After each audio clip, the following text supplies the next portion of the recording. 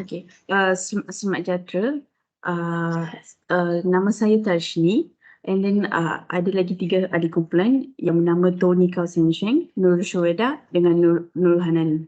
Hari ini kami akan bentang pasal Axiata Group Berhad, di mana isi kandungan kami adalah pertama, perolehan kepentingan kawalan dalam anak syarikat, syarikat bersekutu dan usaha sama. Yang kedua adalah muhibah atas gabungan ke atas anak syarikat. Yang nombor 3, kita akan bincang pasal urus niaga antara syarikat dalam kumpulan. Nombor 4 adalah kesimpulan. Seterusnya, kita akan melihat kepada tujuan kajian Axiata Berhad, di mana kami akan memberi penerangan yang terperinci terhadap peratusan kepentingan syarikat seperti mana yang telah disenaraikan dalam Bursa Malaysia. Yang kedua, kami akan membincangkan polisi yang digunakan dalam penyediaan penyerta kewangan disatukan bagi anak syarikat, muhibah atas gabungan dan syarikat bersekutu. Yang ketiga, kita akan bincang pasal memberi rumusan sama ada syarikat menggunakan piawaian yang telah ditetapkan seperti yang dinyatakan di dalam nota kepada akaun dengan MFRS. So, seterusnya kita akan melihat serba sedikit atas latar belakang syarikat Axiata, di mana Axiata Berhad merupakan sebuah syarikat telekomunikasi yang menyediakan perkhidmatan infrastruktur dan modal alih yang beroperasi di Asia. Di mana khazanah nasional dan dana kerajaan lain seperti EPF, Pemodenan Nasional Berhad dan kumpulan wang persaraan memegang 60% saham Axiata. Yang ketiga, syarikat-syarikat bersekutu dan anak-anak syarikat muda alih Axiata beroperasi di bawah jenama Celcom di Malaysia, XL di Indonesia, Dialog di Sri Lanka, Robi di Bangladesh, Smart di Kemboja, Idea di India, M1 di Singapura dan MTCE di Iran. Seterusnya kami akan melihat kepada kepentingan yang di-hold oleh Axiata Berhad secara keseluruhan. So, pertama kita boleh melihat anak syarikat kepada Axiata Group Berhad adalah Celcom, and then kita boleh lihat NCL Axiata Limited di mana dia memegang 60% kepentingan, and then kita boleh melihat ADA Digital Philippines di mana memegang 99.99%.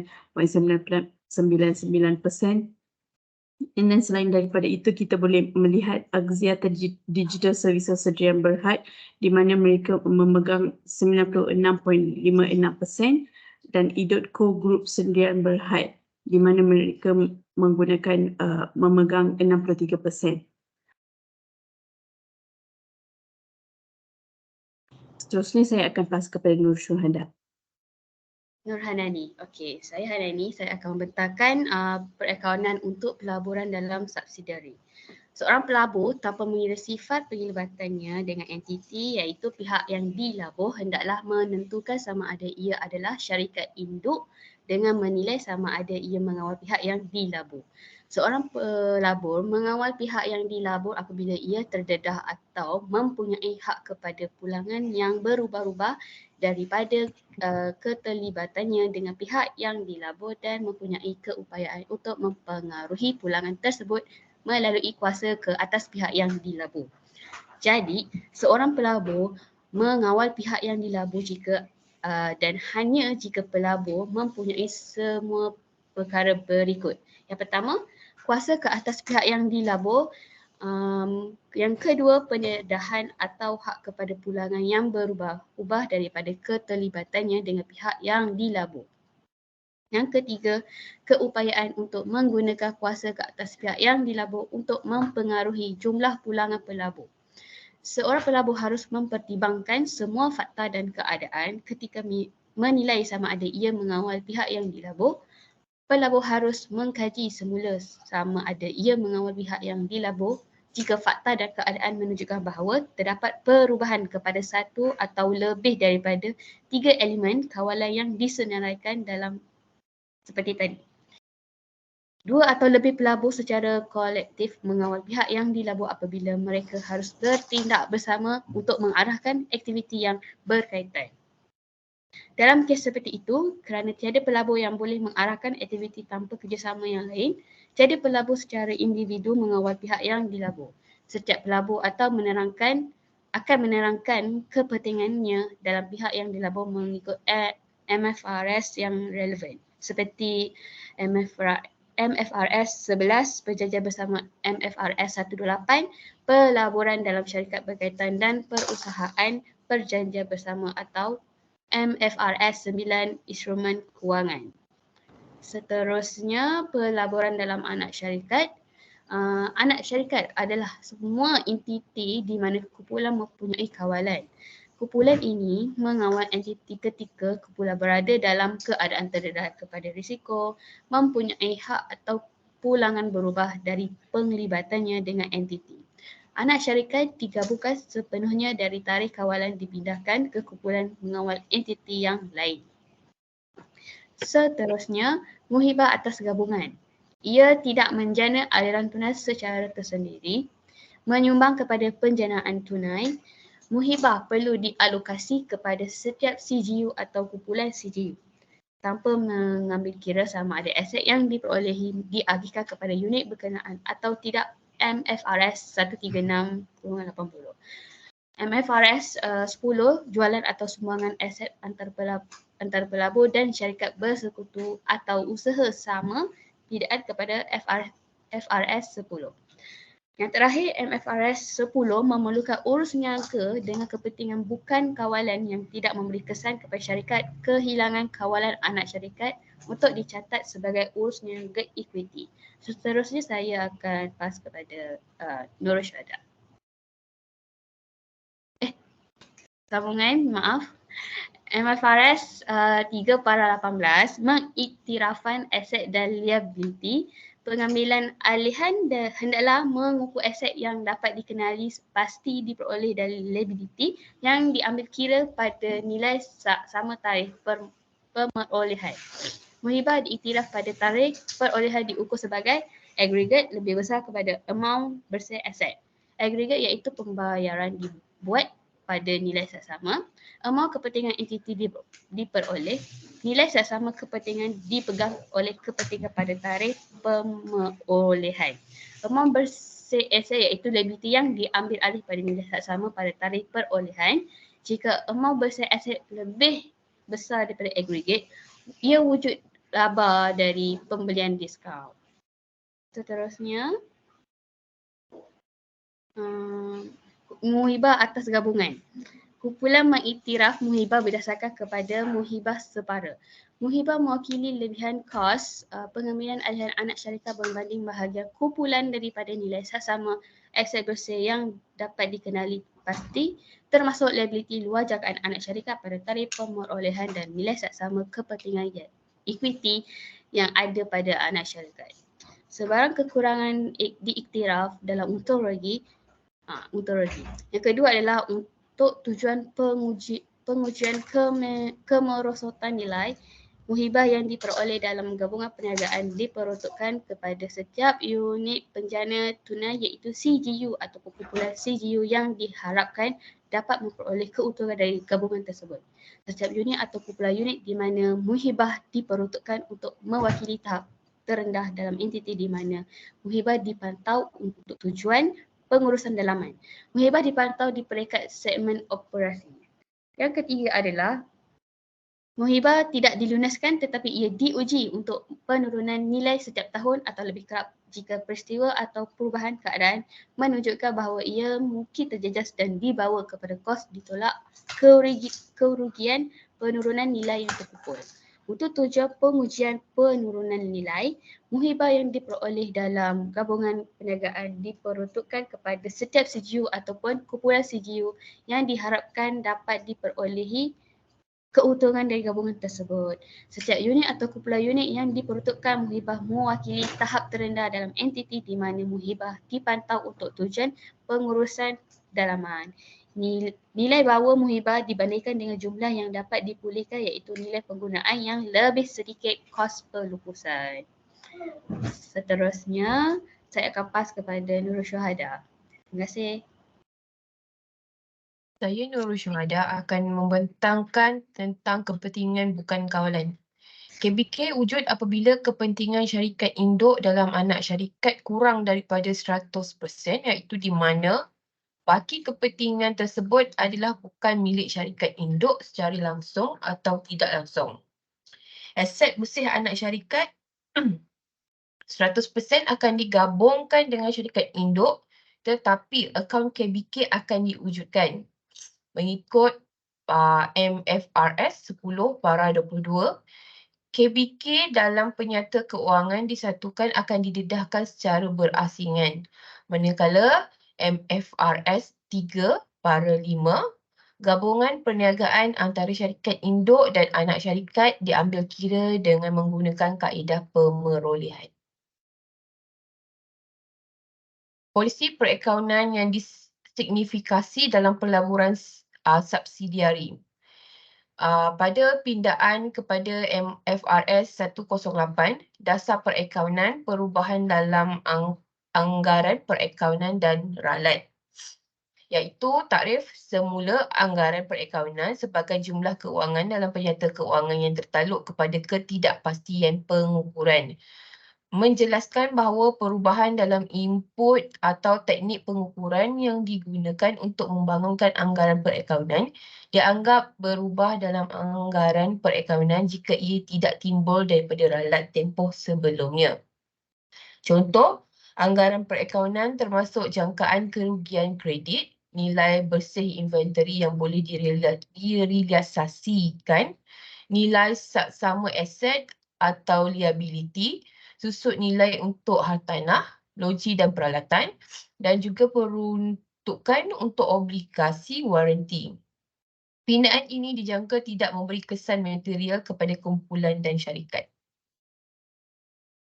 Manakala pindaan kepada MFRS 112 cukai pendapatan menjelaskan bahawa peraturan pengecualian awal tidak terpakai kepada urus niaga di mana kedua-dua aset dan liability diiktiraf secara serentak seperti pajakan dan obligasi penyatauliahan.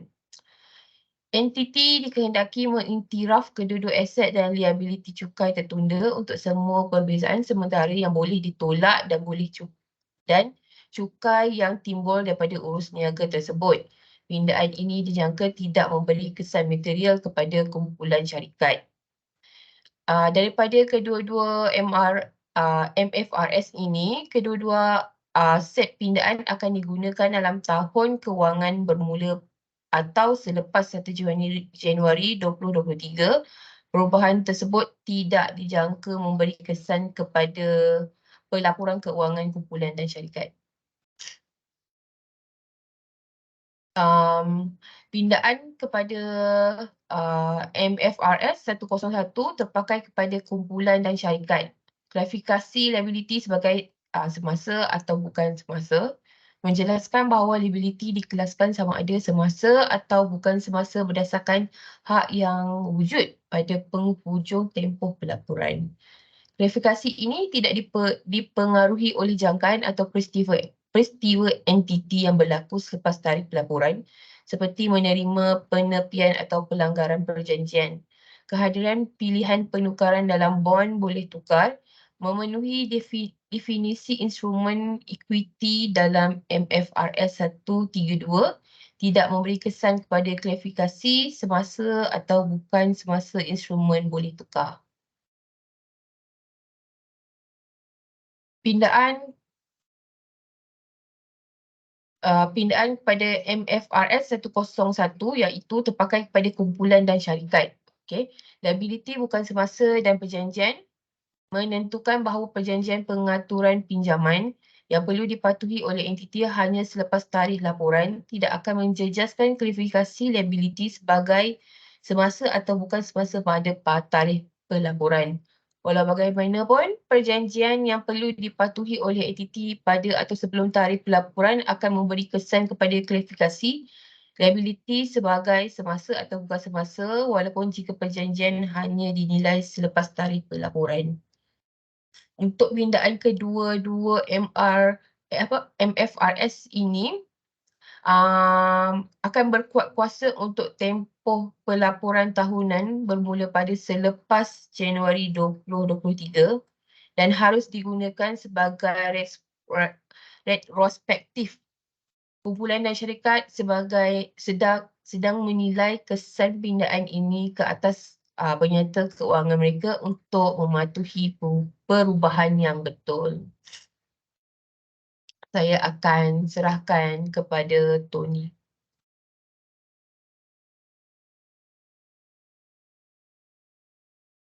Sorry, Mike. Okay, thank you, Nurul.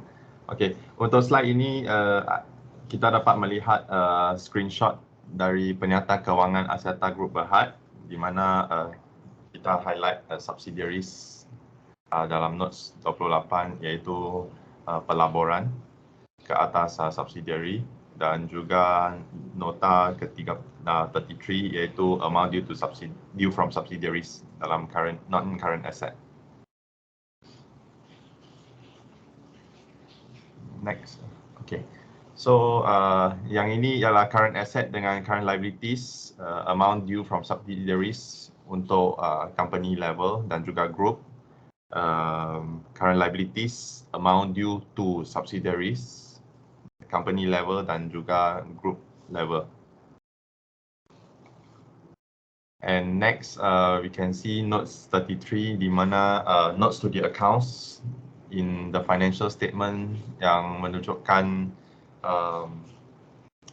nota-nota di mana amount due from subsidiaries untuk menerangkan apa yang ada pada penyata kewangan iaitu non-current group level dengan company level, current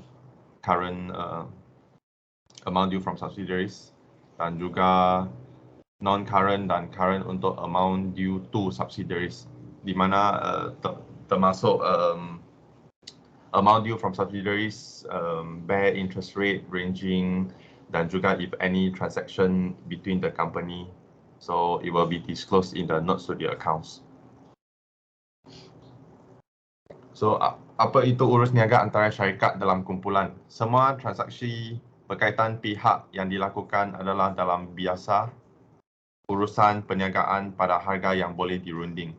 So nama-nama pihak yang berkaitan, jenis transaksi ini dan nilai keseluruhan telah dinyatakan mengikut peruntukan MFRS 124, pengungkapan berkaitan pihak.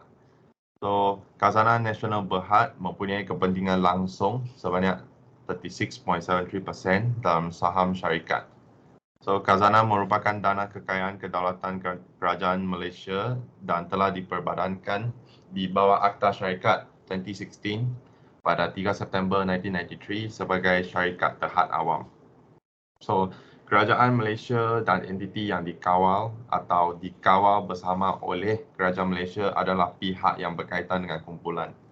So kumpulan menjalankan transaksi dengan banyak entiti ini termasuk tetapi tidak terhad kepada first one, menerima perkhidmatan telekomunikasi termasuk pendapatan charge interconnection. Nombor dua, membeli barang termasuk penggunaan utiliti awam dan kemudahan dan menempatkan deposit bank. So, urus niaga, kumpulan telah menetapkan dasar pengadaan dan proses kelulusan untuk pembelian produk dan perkhidmatan yang tidak bergantung kepada sama ada pihak yang berurusan adalah entiti yang berkaitan dengan kerajaan atau tidak. So, kumpulan yang menyediakan perkhidmatan telekomunikasi sebagai sebahagian daripada operasi biasa. Kumpulan juga mempunyai transaksi secara kolektif tetapi tidak secara individu penting dengan entiti yang berkaitan dengan kerajaan. Perkhidmatan telekomunikasi ini dijalankan dengan syarat-syarat komersial yang dirunding dan dipersetujui oleh pihak-pihak berkenaan. Pihak pengurusan utama adalah individu yang mempunyai kuasa dan tanggungjawab untuk merancang, mengarah dan mengawal aktiviti kumpulan atau syarikat sama ada secara langsung atau tidak langsung. Pihak pengurusan utama kumpulan dan syarikat termasuk pasukan kepimpinan kanan yang melapor terus kepada ketua pegawai eksekutif kumpulan. So apabila wujud transaksi berkaitan pihak juga termasuk transaksi dengan entiti yang dikawal, usaha sama atau dipengaruhi secara langsung oleh mana-mana pihak pengurusan utama atau ahli keluarga rapat mereka. Selain daripada transaksi dan baki berkaitan pihak yang dinyatakan di tempat lain dalam penyata kewangan, di bawah adalah transaksi dan baki berkaitan pihak yang signifikan yang dilakukan dengan syarat dan ketentuan yang dirundingkan di antara pihak-pihak yang berkaitan. So, last slide. Secara kesimpulan, walaupun berlaku sedikit konflik antara dalam penggunaan MFRS 9 dan 10, Axiata Group Berhad telah mendedahkan nilai KBK secara berasingan dalam penyata kedudukan kewangan disatukan, penyata perubahan equity dan juga penyata kewangan kedudukan masing-masing. So, syarikat juga menilai KBK pada nilai saksama. Laporan kewangan ini juga tersenarai dalam Bursa Malaysia dan Axiata Group Berhad mengaplikasikan semua piawaian perakaunan ke dalam semua urus niaga mereka. Dan akhirnya kita dapat memahami dengan jelas dan juga mengenal pasti kaedah pendedahan laporan yang digunakan oleh Axiata Group Berhad. Terima kasih.